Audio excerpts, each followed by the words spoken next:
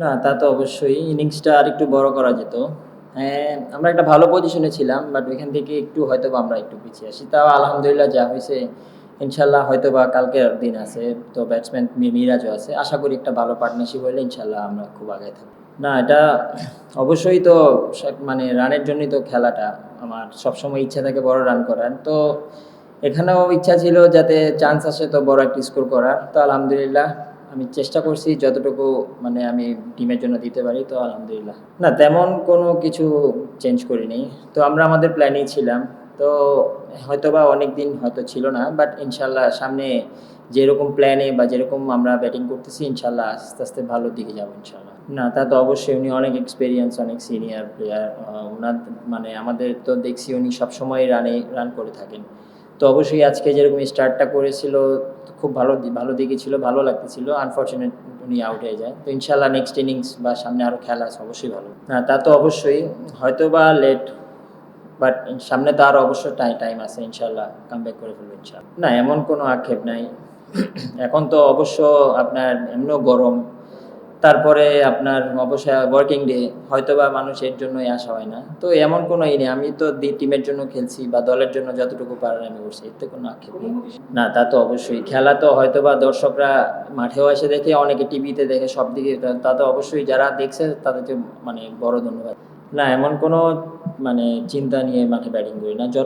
যতটুকু চেষ্টা করি যে বাউন্ডারি, অবশ্যই চান্স আসলে বাউন্ডারি মারার ট্রাই করি। তো কখন কিভাবে খেলতে হয় এটা মাঠে মানে বল যেরকম আসে বল ম্যারিট অনুযায়ী খেলি। এমন কোনো প্ল্যান নিয়ে মাঠে ব্যাটিং করা হয় না। না, লাস্ট কিছুদিন তো অনেকগুলো টেস্ট ম্যাচ ছিল বা ডিপিএলও খেলছি।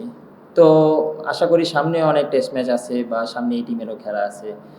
তো সামনে বিসিএলও আছে। তো আশা করি এখন যে সামনে আমাদের যে খেলা বা সামনে ইন্টারন্যাশনাল শিডিউল, তো অবশ্যই এখন এটা জিনিসটা কাভার হয়ে গেছে। যা আগে ছিল এখন এটা মোটামুটি কাভার হয়ে আসছে। না, তা তো অবশ্যই আরেকটু বেটার। আমরা তো ভালোর দিকে ছিলাম, তো হঠাৎ করে কলাপস হয়েছে। তো আরেকটু ভালো খেললে হয়তো বা ভালোর দিকে বা ভালো একটা স্কোর আমরা সেট করতে পারতাম। আর লেগ বিফোরেরটা যেটা হয়েছে ওইটা হয়তো বা আমার কাছেও বা শান্তর কাছেও মনে হয়েছে এটা হিটিং, যার কারণে বাট আনফর্চুনেট আম্পায়ার্স কল, তো কিছু হাতে নেই। না, হোয়াইট বল রেড বল এটা কোনো ম্যাটার করে না। মানে স্কোর তো স্কোরই। তো যেখানে চেষ্টা করি যে খেলার, তো আপনার ইন্টারন্যাশনাল ম্যাচের আগে যদি ভালো রান করা যায় তো এটা অবশ্যই যে কোনো ম্যাচে হেল্প করে। তো এটাই চেষ্টা করছি রান করার এখানে। আমরা মোটামুটি যদি আমরা আর কিছু মানে আমার কিন্তু মিরাজ আর তাইজুল ভাই আছে, তো ওরা দুজনই ভালো ব্যাটিং করে। তো আশা করি ওদের থেকে যদি একটা ভালো পার্টনারশিপ হয় তো অবশ্যই ওইটা আমাদের মানে খুব ভালোর দিকে নিয়ে যাবে। তো কালকের দিনটা বলা যাচ্ছে না উইকেটটা কেমন হয়। তো অবশ্যই আমাদের বলাররা যদি ভালো বল করে তো খুব ভালো কামব্যাক করবো আমরা ইনশাআল্লাহ।